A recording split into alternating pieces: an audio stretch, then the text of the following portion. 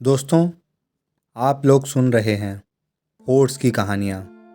आज इतने साल बाद किस्मत फिर से ले जा रही है मुझे वहाँ जहाँ कभी वो भी थी, वो जो मेरी स्मृतियों से कभी विलक तो नहीं हुई पर कहीं गहरे में दब चुकी है। लेकिन समय ने आज फिर उसकी स्मृतियों को गहरे गड्ढे से उबार दिया है।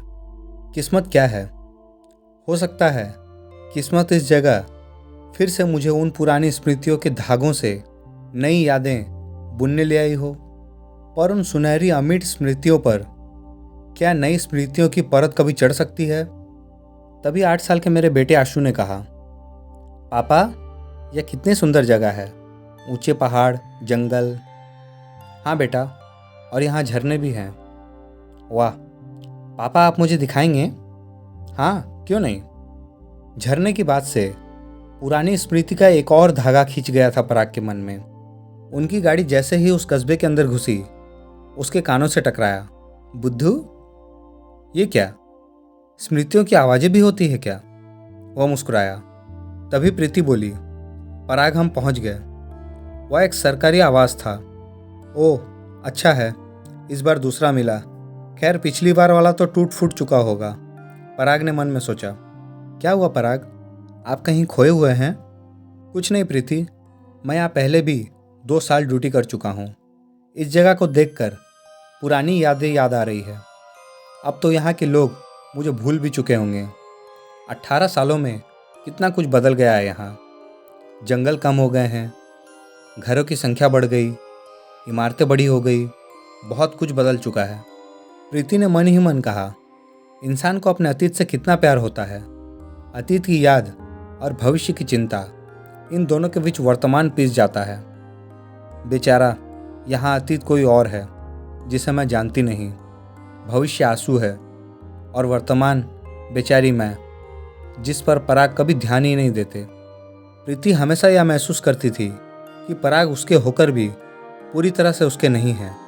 अगली सुबह पराग और आशु घूमने निकले थे। अपने पुराने सरकारी आवास के पास से गुजरते हुए पराग ने देखा, वह बिल्कुल खंडर हो चुका था। लेकिन उसकी नज़र उस खंडर हो चुके घर के बगल वाले कमरे पर पड़ी तो वह दंग रह गया। वह आज भी वैसा का वैसा ही था, लेकिन उस कमरे में तो कोई नहीं रहता। वे तो 18 साल पहले ही उसे छोड़कर चले गए थे। उसके चेहरे पर एक दर्द उभर आया। वह वहाँ से आगे बढ़ गया और ठीक उसी समय उसके पीठ पीछे उस कमरे का दरवाज़ा खुला और 2 चमकती बड़ी बड़ी आंखें उसे घूरने लगी। अब जबकि पराग उसी जगह पर था तो उस कमरे से जुड़ा उसका पुराना मोह जब तब उसे उस ओर खींच लेता था। उस दिन शाम को आशु का हाथ पकड़कर वह जब टहल रहा था तो उसने देखा कि उस कमरे का दरवाज़ा खुला हुआ था। अच्छा, तो कोई रहने लगा है उस कमरे में, तभी तो इतना साफ सुथरा दिख रहा था। उसी समय उसने दरवाजे पर उसे देखा। उसने दोबारा अपनी आंखें मली।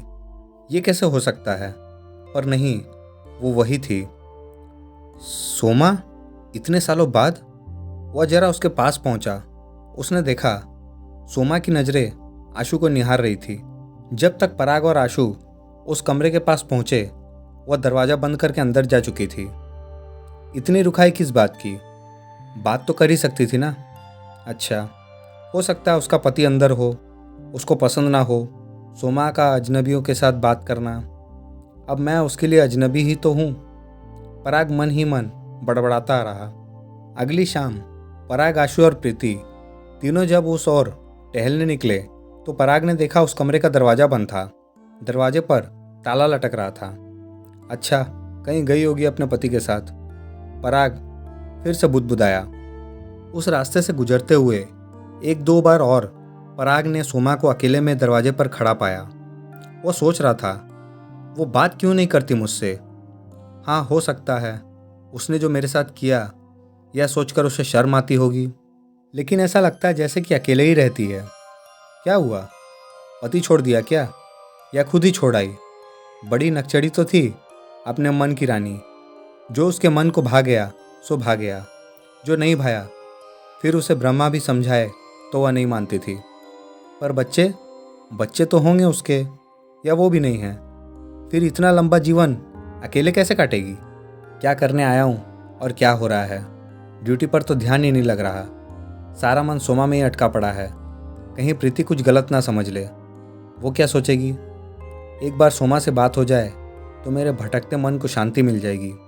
18 साल पहले इसी जगह पर पराग की पोस्टिंग हुई थी, यहाँ के पंचायत विभाग में अधिकारी के पद पर। सोमा उसके सरकारी घर के बगल वाले कमरे में रहती थी। एक कमरा और उसमें 3 लोग, सोमा और उसके माँ बाप। पहली ही नज़र में पराग उसके भोलेपन और सुंदरता की ओर आकर्षित हो गया था। अपनी सहेली ईरा के साथ कई बार हंसती खिलखिलाती और तिरछी नज़रों से पराग को दिखती सोमा उसके सामने से गुजर चुकी थी। एक दिन उसकी माँ आई थी पराग के पास। बाबू, अगर आप चाहो तो सोमा को अपने यहाँ काम पर रख लो, खाना झाड़ू बर्तन सब कर देगी आपका। पराग का मन तो नहीं था, लेकिन सोमा इसी बहाने उसकी आंखों के सामने रहेगी, ऐसा सोचकर उसने हाँ कर दी।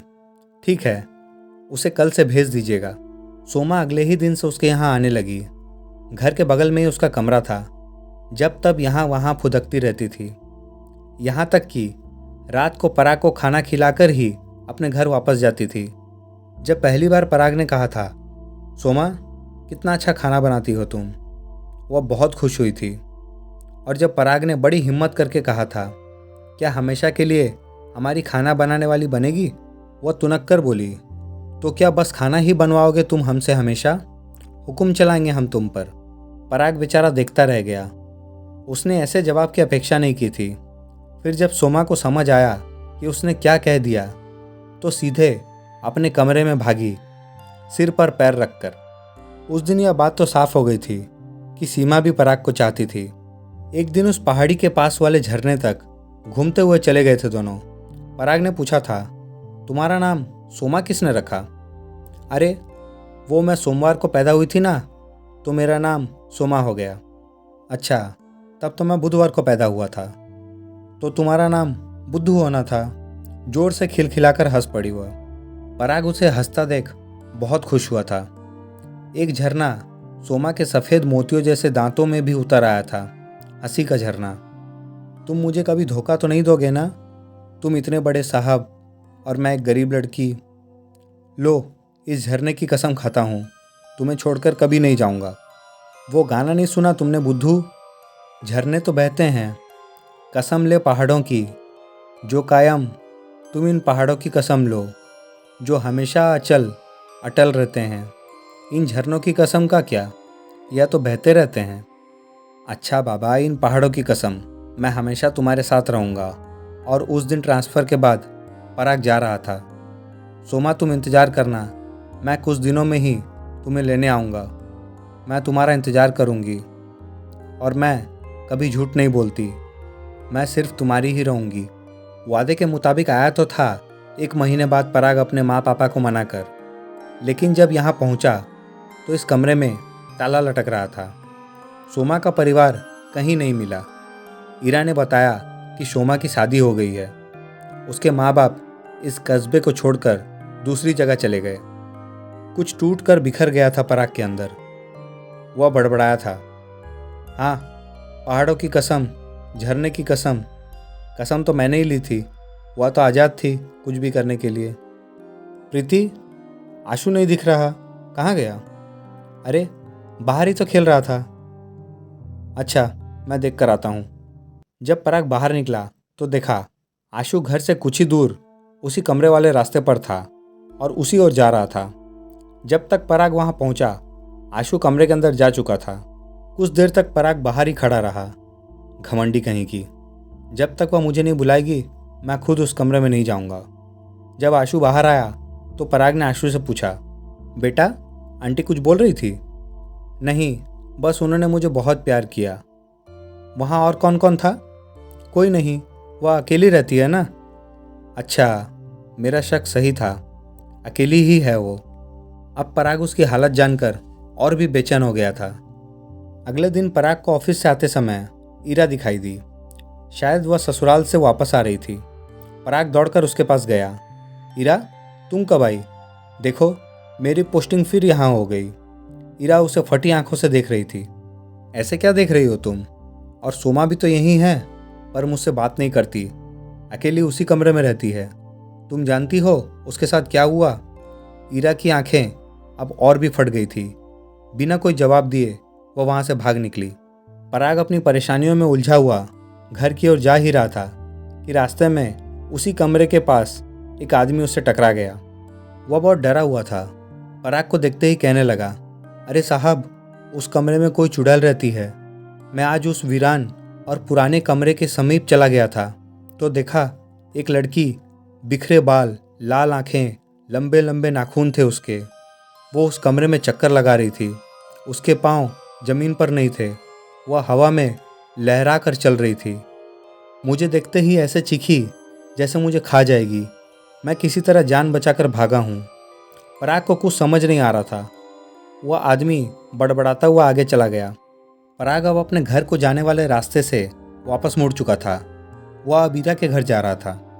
पराग शाम को घर के बाहर स्तब्ध सा बैठा हुआ था। उसके जहन में रह रहकर पुराने दिन कौंध रहे थे। प्रीति बोली, पराग, आशु नहीं आया अभी तक? जरा बाहर देख लो ना। पराग उठा। वह जानता था कि आशु कहाँ मिलेगा। वह उसी कमरे की ओर बढ़ा। पराग अब उस कमरे के दरवाजे पर था। आशु का सिर सीमा की गोद में था। वह उसका सिर सहला रही थी। पराग अंदर घुस गया। सोमा झट खड़ी हो गई। आशु, तुम घर जाओ बेटा, मम्मा बुला रही है, पराग ने कहा। सोमा दीवार से चिपक कर खड़ी हो गई थी। वह बोली, बिल्कुल तुम पर गया है आशु। तुमने ऐसा क्यों किया सोमा? क्या किया? तुम्हारा ही तो इंतजार कर रही थी। फिर वह शरारत से बोली, तुम्हारे बालों में अब सफ़ेदी आ गई है, लेकिन तुम तो बिल्कुल वैसी की वैसी ही हो। मैं तो वहीं रुक गई ना बुद्धू। 1 इंच पल भर भी तो आगे नहीं बढ़ी। तुमने ऐसा क्यों किया? तुमसे दूर होकर रह नहीं सकती थी ना, इसलिए जीवन ही खत्म कर लिया। माँ बाप ने कहा तू मर जा सोमा, पर बिरादरी से बाहर तेरा ब्याह नहीं हो सकता। समाज में हमारा हुक्का पानी बंद हो जाएगा। वो ज़बरदस्ती मेरी शादी करा रहे थे। ब्याह के 4 दिन पहले माँ बाबा किसी काम से शहर गए थे। उस दिन ही मैंने इस कमरे में अपना जीवन खत्म कर लिया। पराग रो रहा था। तुम तो ऐसे रो रहे हो जैसे मैं आज ही मरी हूँ। वो हंसने लगी। तुम्हारी मजाक करने की आदत नहीं गई। सुमा फिर कहने लगी, तब से कई लोगों ने इस कमरे में आने की कोशिश की, पर मैंने ऐसा होने नहीं दिया। लोगों ने इस कमरे को भूतिया नाम दे दिया। मेरा शरीर भी इतने सालों से इसी कमरे में पड़ा रहा। मैंने किसी को अपने शरीर को हाथ लगाने नहीं दिया। शुरुआत में तो इस कमरे की ओर कोई आता भी नहीं था। तुम जिस घर में रहते थे वह घर भी बंद कर दिया गया। इधर देखने से भी डरते थे लोग। कई लोग तो मेरे खौफ के कारण इस कस्बे को छोड़कर भाग गए। मैं इस कमरे में किसी और को बर्दाश्त नहीं कर सकती थी। केवल तुम्हारा ही इंतजार कर रही थी। यहाँ सालों से बंद पड़ा रहा यह कमरा। मैं तुम्हें लेने आया था, मगर ईरा ने मुझसे झूठ कहा कि तुम्हारी शादी हो गई और मैं लौट गया। कोई बात नहीं, आज तो आ ही गए। ईरा ने सोचा होगा मेरी मौत शायद तुम सह नहीं पाओगे, इसलिए तुमसे झूठ कहा होगा। हाँ, आज ईरा ने ही मुझे सारी सच्चाई बताई। विवाह का संस्कार तुम्हारे साथ नहीं हो सका, पर अंतिम संस्कार तुम्हारे हाथों ही चाहती थी मैं। पर अब वह इच्छा भी नहीं रही। क्यों? पराग ने पूछा। मैं चाहती हूँ कि अब आशु के हाथों मेरा अंतिम संस्कार हो। यदि तुम ऐसा करवा सको तो करवा दो। हाँ, प्रीति से इजाज़त जरूर ले लेना। ऐसा कहकर सोमा ने एक विशेष स्थान की ओर इशारा किया। वहाँ सोमा की अस्थियाँ पड़ी हुई थी। पराग ने हाँ में सिर हिला दिया। अब कहो तो अलविदा ले लूँ? अपना, आशु और प्रीति का ध्यान रखना। कुछ देर बाद आशु प्रीति को लेकर वहाँ आया। प्रीति ने देखा पराग दीवार को अपने हाथों से सहला रहा था। प्रीति ने उसके कंधे पर हाथ रखा तो वह फपक कर रो पड़ा। उसने प्रीति को सारी बात बताई और पूछा, क्या आशु सोमा का अंतिम संस्कार कर सकता है? प्रीति बोली, एक बात कहूँ? पराग ने कहा, बोलो। सोमा दीदी आपसे भी अच्छी थी। पराग ने प्रीति को गले से लगा लिया। आज प्रीति को लगा जैसे उसने पराग को पूरा पा लिया। सोमा का अंतिम संस्कार हो गया था। कस्बे के लोग बहुत खुश थे कि वह भूतिया कमरा अब ठीक हो गया था। उनके मन से उस कमरे का खौफ निकल चुका था। वहीं पराग को वह आबाद कमरा भूतिया और वीरान लगता था। हाँ, उन पुरानी स्मृतियों के धागों ने नई स्मृतियां बुन ली थी, जो पहले से कहीं अधिक सुनहरी और हसीन थी। दोस्तों, अगर यह कहानी आप लोगों को पसंद आई तो चैनल को लाइक, शेयर, सब्सक्राइब ज़रूर करें और बेल आइकन को दबाने के साथ साथ ऑल पर भी क्लिक कर लें ताकि इसी तरह की और भी डरावनी और मज़ेदार कहानियाँ आप लोगों तक पहुँचती रहे।